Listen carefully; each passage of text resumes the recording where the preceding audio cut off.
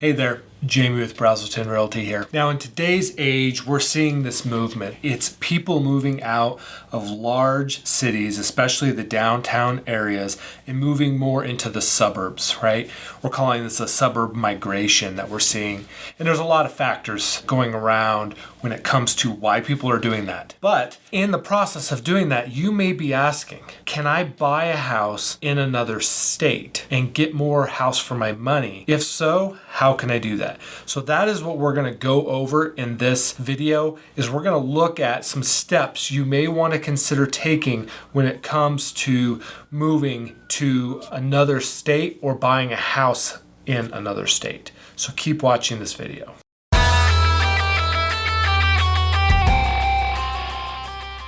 Now, if you're in a position where you're looking at another state and you're thinking, man, it would be really nice if I could live somewhere else. Maybe you're working virtually. Maybe you're looking for a new job and want to live in a different area.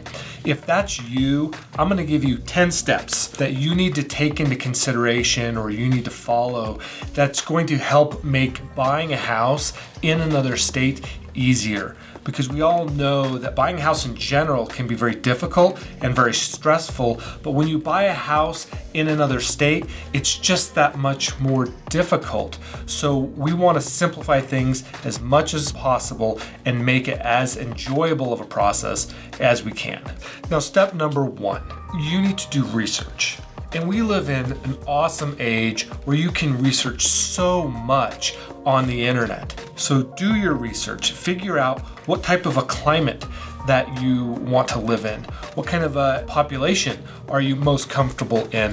What kind of houses do you like to surround yourself in? What kind of amenities are essential for you? What kind of view do you like? Do you like more the desert or more the mountainous kind of views? Do you have family in different areas? There's a lot of things that you need to take into consideration before deciding on a location to move to. So spend time researching. And as part of this research, also look up what the taxes are going to be. And the taxes will be your income tax, your property tax, which can widely vary, maybe even the sales tax or the local sales tax, because that could make a pretty significant decision for you when it comes to the location you want to live. Because you may say, I make $100,000, but I live in this one location where $100,000 is a lot of money. But I want to move to another location where $100,000 may not get you as far as you think. So understanding those aspects are really important to know where you're going to want to move. Now, closely related to number 1 is number 2. That is to connect with people on social media that are local to that area or know something about it. There's only so much you can research about that location. You need to start to engage with local individuals and start to ask them questions.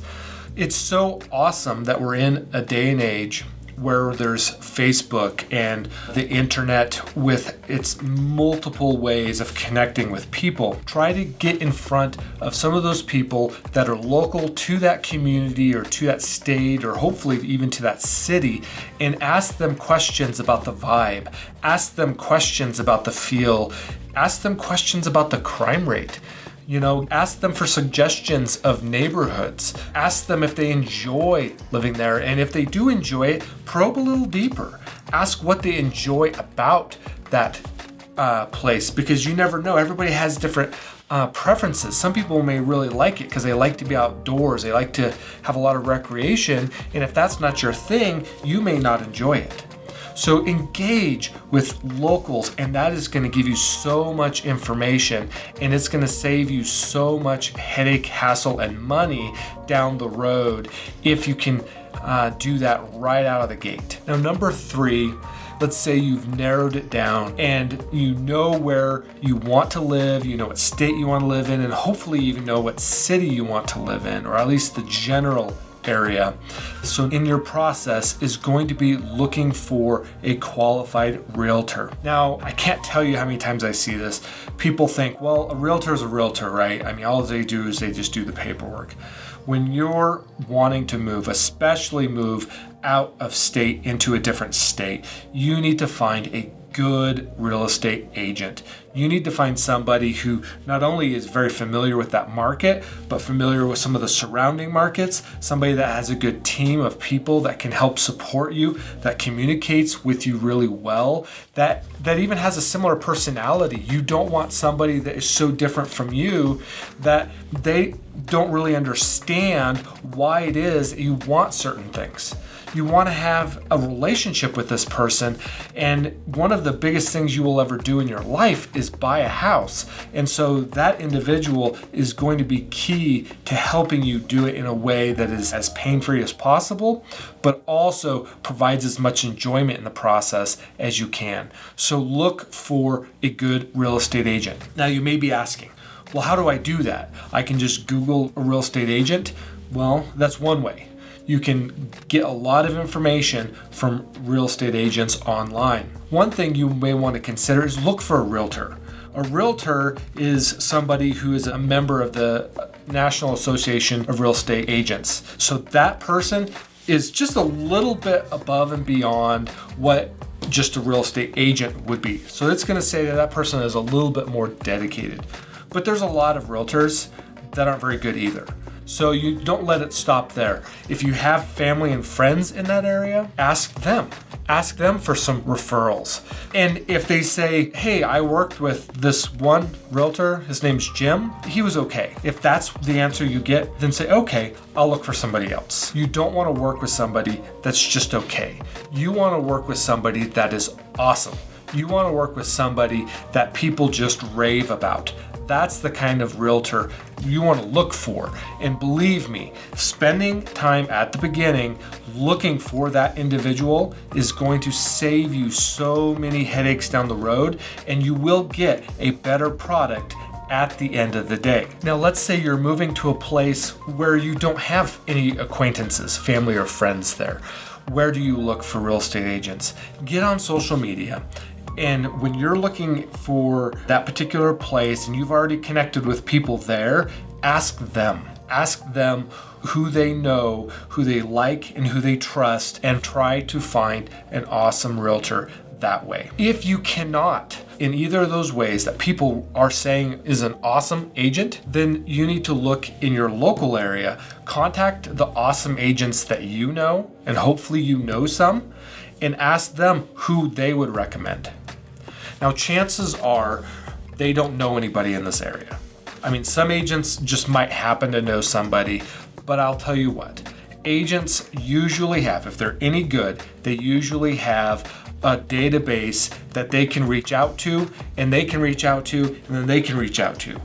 So hopefully they have a database of people, of other agents in other cities and other states that they can network with and try to connect you with an awesome agent. And that agent is incentivized to get you a good agent. Why? Because they will get a referral fee for referring you to that agent. So they're going to go just a little bit more, a little extra step in the process of looking for somebody awesome for you, because they get a little kickback in the process. Don't look at this and say, oh, I can't believe they're going to get bonus or they're going to get some monetary compensation for doing this. It's a good thing because it makes them work a little bit harder to find you an awesome realtor, and that is what you need. So you found the area and you've connected with an awesome realtor. You've made introductions over the phone or over a Zoom call, and you've told them kind of what you're thinking. Now, I would ask them when you're on a call which lender they recommend. But you want to use somebody who's well known in that area.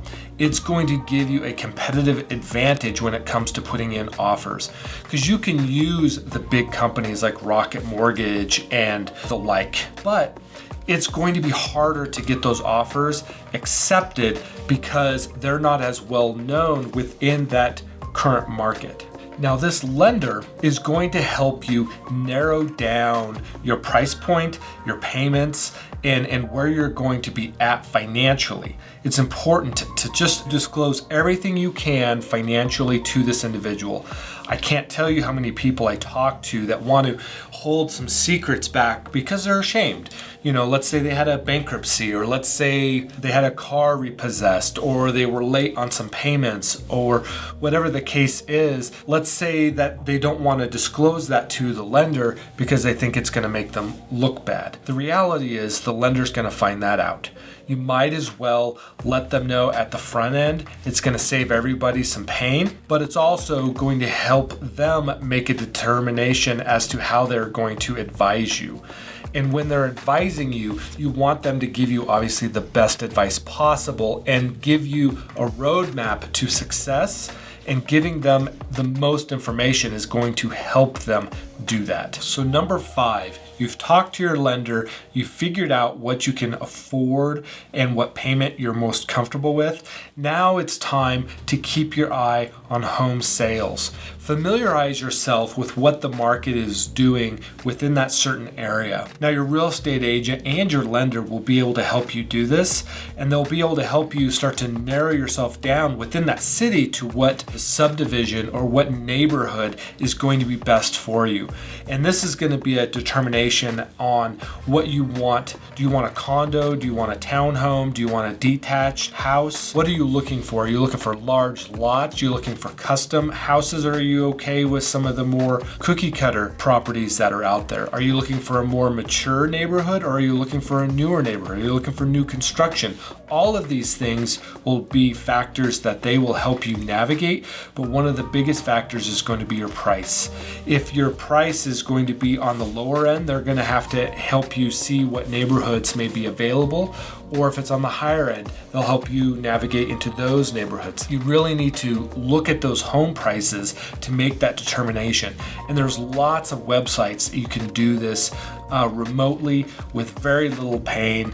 And so that's going to be your next step, is start to narrow down within that city where you want to be looking. Now, number 6, you need to make a trip. This is the part in the process that I highly recommend. If you haven't already, if you're not familiar with the city that you're moving to, make a trip. Make sure you meet your real estate agent in person, and if you can, meet your lender in person. Now, it's not as critical with your lender, but it still helps the process and helps the relationship if you have met that individual in person. And then you want to spend some time with your real estate agent driving around certain neighborhoods. Now, allow them to show you houses.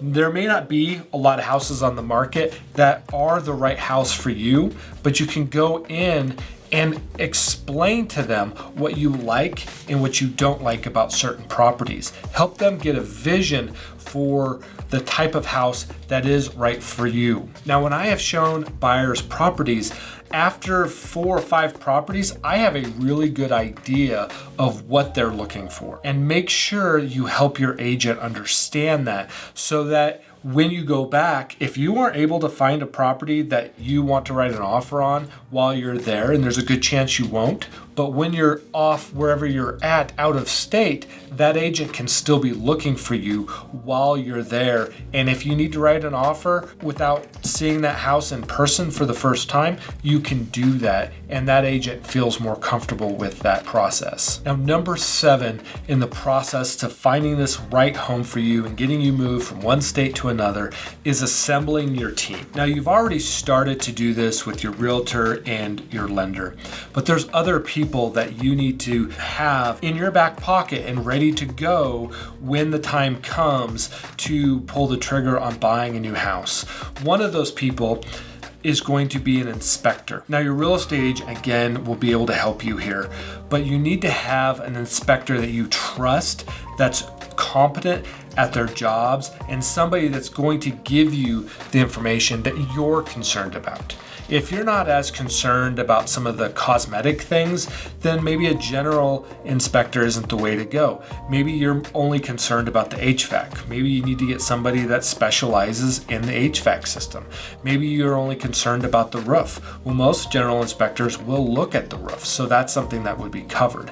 So whatever it is, you need to make sure you have that person. If you're looking for radon, If you want that tested, you need to have somebody that can do that. There's a myriad of things that you can have inspected.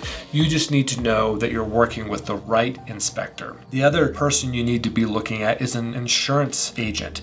Are you going to find somebody that's local, or are you going to go with one of the big name brands? You need to make sure that you have that person ready so that when you buy that property, or before you buy that property, you can get some competitive quotes and know the direction you're going to go. Now, number 8, you may want to start talking to a relocation company at this time. Now, this isn't something you have to do. You can try to do all this stuff yourself. A lot of companies will actually help pay for this expense if you're being relocated because of the company's needs. But if not, you may still want to talk to them, try to get some pricing. They're going to help with the logistics of getting you moved from one place to the next place. They're going to do shipping, moving, and some of them will even box up your house and then unbox it when they get to the new property. So you may want to start talking to some of these companies and seeing if this is going to be the right direction for you or not.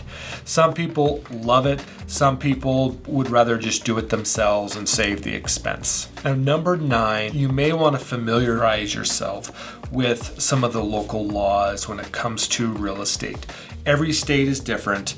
And even though there's going to be some similarities, there may also be some significant differences.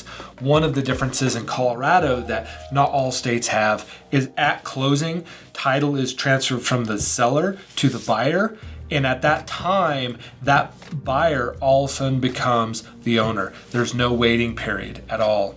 So that's just one example of the many differences there could be when you're moving from one state to the other. Now, again, your real estate agent should be able to help you in this area, but don't take it for granted that there's going to be some differences. So you need to be as prepared as you possibly can so that when you make the transition, you are as informed. And now I don't want to make this seem like it's this big, huge, daunting task and something that if you don't know the ins and the outs of the contract, then you're in jeopardy. Again, this is why finding an awesome agent is so important.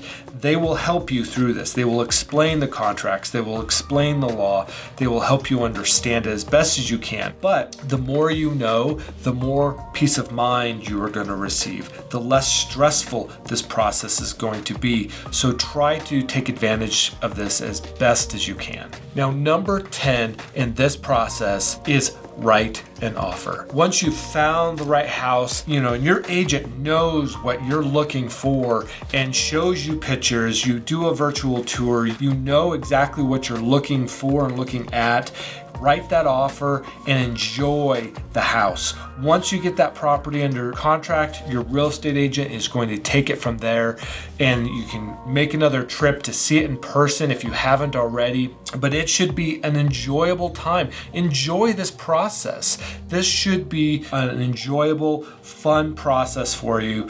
So take advantage of all the resources, and all the due diligence that you have done up to this point is going to pay off. I hope this was helpful to you. I'm so excited that you are thinking about moving out of state and doing something that's an adventure for you and your family. If you are thinking about moving to Colorado, I am a local agent, and I'm going to leave some property reports, a Colorado property report, a Greeley property report, a Fort Collins property report, and a Loveland property report down in the description below. So if this is an area you're thinking about, download those. It's going to give you a ton of information, and hopefully it's going to better educate you on this area to see if this is the place where you can move.